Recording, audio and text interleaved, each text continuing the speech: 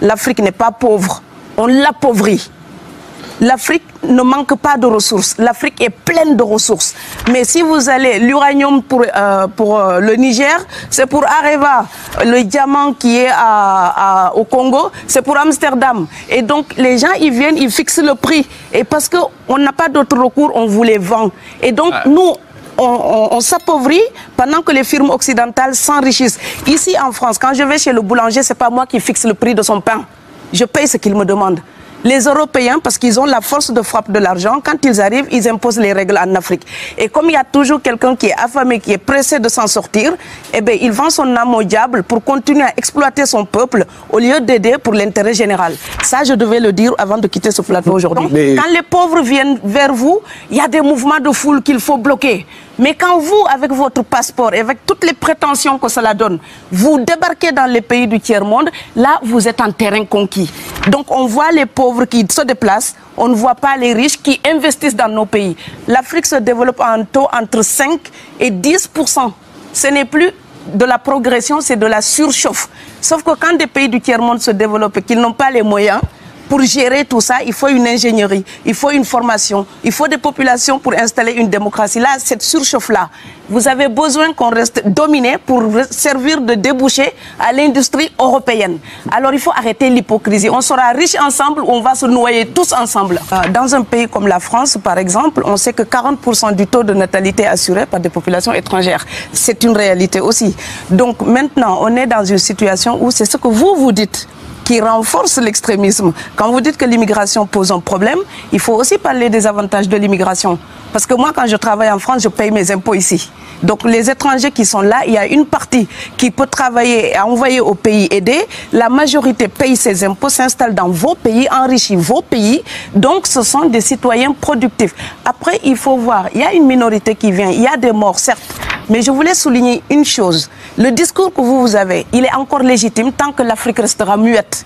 Et moi, aujourd'hui, je voulais m'indigner pour le silence de l'Union africaine. Les gens là qui meurent sur les plages, et je mesure mes mots, si c'était des Blancs, la terre entière serait en train de trembler. Ce sont des Noirs et des Arabes. Alors eux, quand ils meurent, ça coûte moins cher.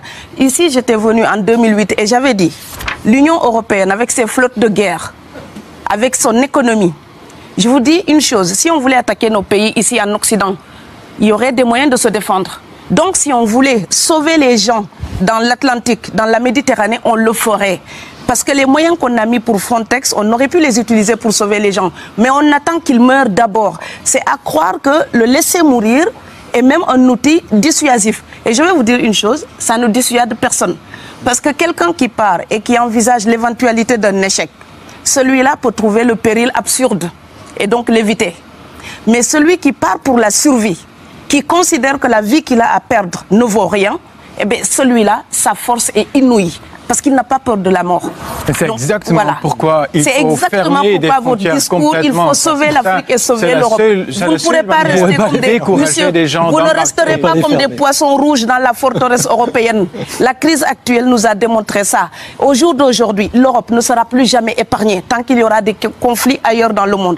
L'Europe ne sera plus jamais opulente tant qu'il y aura des carences ailleurs dans le monde. On est dans une société de la mondialisation où un Indien gagne sa vie à Dakar, un Dakarois gagne sa vie à New York, un Gabonais gagne sa vie à Paris, que ça vous plaise ou non, c'est irréversible. Alors trouvons une solution collective ou bien déménager d'Europe parce que j'ai l'intention de rester. Depuis quelques années, on a une espèce d'abus de langage qui a introduit des amalgames. Au jour d'aujourd'hui, toute personne typée avec un air d'étranger est considérée comme immigrée. Tous les étrangers, en tout cas toutes les personnes d'origine étrangère qu'on peut rencontrer en Europe ne sont pas forcément des immigrés. Donc il y a des gens qui sont normalement protégés par la Convention de Genève pour les réfugiés. Ces personnes-là, quand on ne les accueille pas normalement, ils viennent dans les mêmes mouvements que les immigrés économiques. Donc quelqu'un qui fuit la guerre, ce n'est pas la même chose que quelqu'un qui cherche du travail. Quelqu'un qui fuit la guerre est protégé par la Convention de Genève. Et quand on a parlé ici à l'époque, je ne veux pas remuer les mauvais souvenirs, mais ministère de l'immigration et de l'identité nationale, on a fait des réfugiés, presque des coupables de droit commun, comme un voyageur qui ne respecterait pas les lois internationales pour le visa, donc l'autorisation d'entrer dans un territoire. Or, quelqu'un qui voyage librement peut respecter ces choses-là. Quelqu'un qui fuit la guerre pour survivre n'a pas le temps de respecter ces choses-là. Or, aujourd'hui, on met l'amalgame et on met tout le monde dans le même sac. Je voudrais aussi dire que quand vous êtes Canadien, blanc ou Argentin, et vous venez vous installer en France, vous êtes un expatrié. Quelqu'un qui voyage, qui est libre de voyager. Et si vous êtes africain ou indien ou afghan, vous venez en France ou en Allemagne, vous êtes l'immigré, peu importe les raisons pour lesquelles vous êtes là. Et donc cette représentation de l'autre, l'Europe doit corriger son regard si elle ne veut pas encourager la xénophobie. Parce que la représentation qu'on se fait de l'autre alimente ensuite le repli sur soi, le rejet. Donc voilà, voir quelqu'un qui est en règle, essayer de savoir d'où vient cette personne, pourquoi cette personne vient. Ça, les Européens ne se demandent même plus ça. Ils vous croisent, vous êtes étranger, vous avez l'air étranger, vous êtes venu pour la tarte à la crème. Non.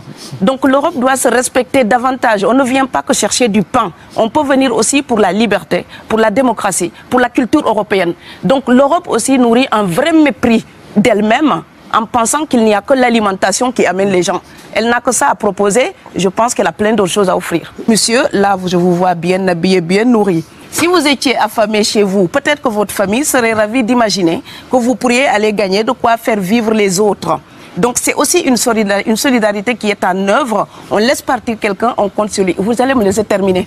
Et Schengen, entre guillemets Schengen, ça me permet d'être invité aux Pays-Bas, monsieur, donner des conférences dans vos universités. Quand ils trouvent que mon cerveau est convenable, là ils l'utilisent. Par contre, ils sont embêtés à l'idée d'avoir mon frère qui n'est pas aussi diplômé que moi et qui pourrait avoir peut-être envie de travailler dans le bâtiment. Donc, vos pays deviennent schizophrènes. On ne peut pas trier les gens comme ça avec les étrangers utiles et les étrangers néfastes. Et la deuxième chose que je veux dire aussi, c'est que les Européens, là, on voit des Africains qui viennent, d'accord? Ce mouvement, ce déplacement de population, on le voit. Mais on ne voit pas le mouvement des Européens allant vers les autres pays. Alors, celui-là, c'est le mouvement des puissants. Ceux qui ont l'argent, ceux qui ont le bon passeport. Donc vous allez au Sénégal, vous allez au Mali, vous allez dans n'importe quel pays du monde, au Canada, aux États-Unis, partout où je vais, et je voyage tout le temps, je croise des Français, des Allemands, des Hollandais. Je les rencontre partout sur cette planète parce qu'ils ont le bon passeport. Donc, comme avec l'exotisme, l'Europe s'était arrogé le précepte unique, unilatéral, de l'exotisme. Les autres sont exotiques. Alors que pour quelqu'un de mon village, il n'y a rien de plus exotique que quelqu'un d'Amsterdam. Maintenant, pour l'étranger aussi, pour les voyages des temps modernes avec la mondialisation, quand les pauvres viennent vers vous, il y a des mouvements de foule qu'il faut bloquer. Mais quand vous, avec votre passeport et avec toutes les prétentions que cela donne, vous débarquez dans les pays du tiers-monde, là, vous êtes en terrain conquis. Donc on voit les pauvres qui se déplacent, on ne voit pas les riches qui investissent dans nos pays. L'Afrique se développe en taux entre 5 et 10%. Ce n'est plus de la progression, c'est de la surchauffe. Sauf que quand des pays du tiers-monde se développent et qu'ils n'ont pas les moyens, pour gérer tout ça, il faut une ingénierie, il faut une formation, il faut des populations pour installer une démocratie. Là, cette surchauffe-là, vous avez besoin qu'on reste dominé pour servir de débouché à l'industrie européenne. Alors, il faut arrêter l'hypocrisie. On sera riches ensemble ou on va se noyer tous ensemble. Quand on montre les immigrés morts, on montre des ventes ballonnées, c'est d'une indécence. Il y a une espèce de manque de respect du corps de ces personnes-là. Moi, quand j'ai vu ça devant ma télé, j'étais glacée et je me dis, qu'est-ce qui permet de les montrer de cette façon? Mais je me place aussi au niveau des Italiens, dans ces petites villes par exemple, qui se retrouvent d'un coup submergés par toute cette foule qui arrive. C'est une question qu'on peut se poser intellectuellement. Et là, je m'en voudrais de quitter ce plateau aujourd'hui sans parler de nos dirigeants africains. Je suis obligée d'en parler parce que dans mes livres, je parle toujours d'Europe et d'Afrique. Et je pense que personne ne quitte sa maison paternelle pour aller demander l'hébergement chez le père d'autrui quand on peut être bien chez soi. Donc je pense que les gens qui partent, c'est parce qu'ils manquent de quelque chose. C'est parce qu'ils n'ont pas la sérénité qu'il faudrait. Avant, on nous disait, oui, bon, c'est parce qu'il y a un manque de formation, un manque de diplôme, donc les gens ne sont pas outillés. C'est faux. Au jour d'aujourd'hui, on a des immigrés qui ont parfois Bac plus 6, Bac plus 7 et qui ont des diplômes d'ingénieurs. J'ai rencontré un Sénégalais qui vendait des hamburgers alors qu'il est ingénieur en hydraulique. Donc au Sénégal, on a besoin de lui puisqu'on a tout le temps des problèmes d'eau potable. Ouais. Bon, et ces gens-là n'arrivent pas à s'installer. Quand je dis le Sénégal, pardonnez-moi, il vaut mieux taper sur soi-même que sur les autres. Quand je dis Sénégal, pour moi, ça vaut pour tous les autres pays africains. Donc c'est pour ça que je dis le Sénégal.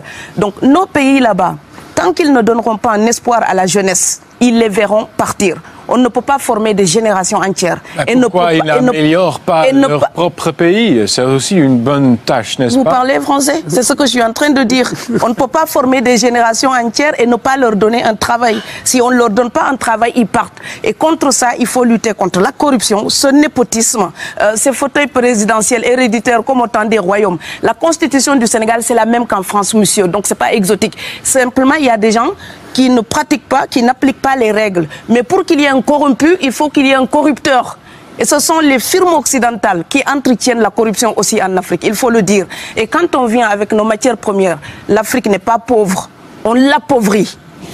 L'Afrique ne manque pas de ressources. L'Afrique est pleine de ressources. Mais si vous allez, l'uranium pour le Niger, c'est pour Areva.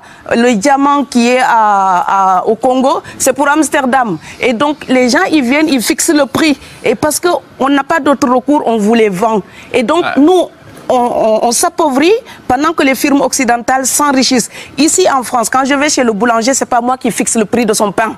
Je paye ce qu'il me demande. Les Européens, parce qu'ils ont la force de frappe de l'argent, quand ils arrivent, ils imposent les règles en Afrique.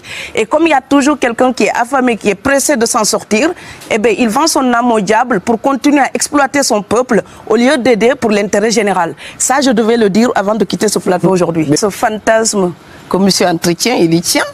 De l'Europe qui devrait refouler donc zéro tolérance pour l'immigration, donc se refermer. Alors, je vais terminer. Je vais terminer. Pas ça, ce que j'ai proposé. Donc, si cette Europe-là, vous comprenez bien. Je termine, vous y allez. Si l'Europe veut s'enfermer, alors non, c'est pas moi qui fais l'émission, c'est M. Tadei. D'accord. Donc voilà, mais moi je défends mes idées. Bon, cette Europe-là qui aurait une illusion de tranquillité en s'enfermant dans ses frontières, je n'y crois pas à sa sécurité. Et je vous explique pourquoi. Le fromage que vous produisez en Hollande, vous le vendez où? Donc, parce que si vous voulez vous enfermer... Pas en Libye, non, non, mais je termine, vous allez répondre. Donc, si vous vous enfermez, il vous faut manger, monsieur. Il vous faut un certain nombre de biens. Il vous faut de quoi tenir dans votre forteresse. Oui, mais je termine. Tout ça se passe avec une interaction avec d'autres pays. Quand vous allez au Sénégal, vous avez du fromage de Hollande, des pommes de terre de Hollande et beaucoup de la moutarde allemande. Donc, toute cette économie qui se passe vous permet de vivre. Donc, si vous vous coupez du reste de ces pays-là, vous allez survivre avec quoi? Parce que votre abondance, elle est entretenue aussi par d'autres. Oui, la deuxième chose, culturellement, et je rappelle ici un mot d'Aimé Césaire, une civilisation, quel que soit son génie intime, à se replier sur elle-même, c'est tiol. Vous n'êtes rien sans le reste de l'humanité. Et c'est ici en Europe, le continent donc du siècle des Lumières, où on disait que le voyage forme la jeunesse. Moi, je pense que quelqu'un qui s'enferme se flétrit. Donc l'échange, je prétends ne pas être la fatou que j'étais en 94 en venant du Sénégal. J'espère m'être améliorée parce que j'ai appris plein de choses des Allemands, des Français, des Hollandais. J'ai tellement appris que chaque fois, je m'étonne de voir un monde qui est capable de donner tant de choses. La deuxième chose, c'est que si vous renvoyez les étrangers, monsieur, et ça c'est le fantasme de l'extrême droite en Europe, le fantasme de renvoyer les étrangers, faites-le et vous allez voir la catastrophe dans vos pays. Parce que dans les pays étrangers, il y a les vôtres. Il y a les vôtres. Et ces pays-là ne vont pas recevoir des claques sans les rendre. Donc, renvoyez les étrangers d'ici. Vous allez voir les catastrophes que vous allez générer dans votre propre pays. Je pense que le principe de réalité n'est pas forcément fascisant et qu'on peut tout à fait allier principe de réalité et humanisme. Et je pense que l'Afrique et l'Europe, par exemple, sont là comme des enfants qui se regardent à travers un miroir déformant. Il serait enfin temps qu'ils se respectent, enfin qu'elles se respectent suffisamment pour que l'Europe arrête de nous envoyer ses déchets industriels pour construire avec nous de véritables industries, pour que l'Europe participe à ce développement et que l'Afrique, 60 ans après les indépendances, arrête de dire c'est la faute des autres. Au bout d'un moment, indépendance, c'est responsabilité. Si nous sommes vraiment indépendants en Afrique, nous sommes aussi responsables de notre destin. Et ça ne se fera pas sans les Européens et l'Europe ne s'en sortira pas sans l'Afrique parce que sinon nous serons un boulet que vous traînerez. Donc ce monde-là est lié et je pense que l'entente, je rêve d'une entente, d'une fraternité. Oui, je sais, ça fait bisounours. Mais il me faut garder cette utopie-là pour garder le courage d'écrire toutes les nuits. Parce que j'ai fait le vent de l'Atlantique il y a bientôt 12 ans. Aujourd'hui, à l'époque, quand je parlais de dizaines de morts dans l'Atlantique, on me disait « tu exagères ». Maintenant qu'on les ramasse par milliers, je suis absolument triste de devoir réaliser tout simplement qu'en tant qu'auteur, je ne fais que répondre à l'injonction de Schiller. La dignité de l'homme est remise entre vos mains, gardez-la. Donc voilà, et il dit encore que la sainte magie de la poésie a son rôle bienfaisant dans un sage plan du monde. Donc même si je n'ai aucun pouvoir, je suis là pour partager mes illusions, mes fantasmes de paix, de fraternité. J'ai envie d'embrasser tout le monde. Et ce monsieur d'Amsterdam, il va prendre avec moi. Partagez votre opinion dans les commentaires et surtout abonnez-vous à notre chaîne et activez toutes les notifications pour être les premières personnes à être informées quand nous allons mettre une autre vidéo en ligne. À la prochaine vidéo.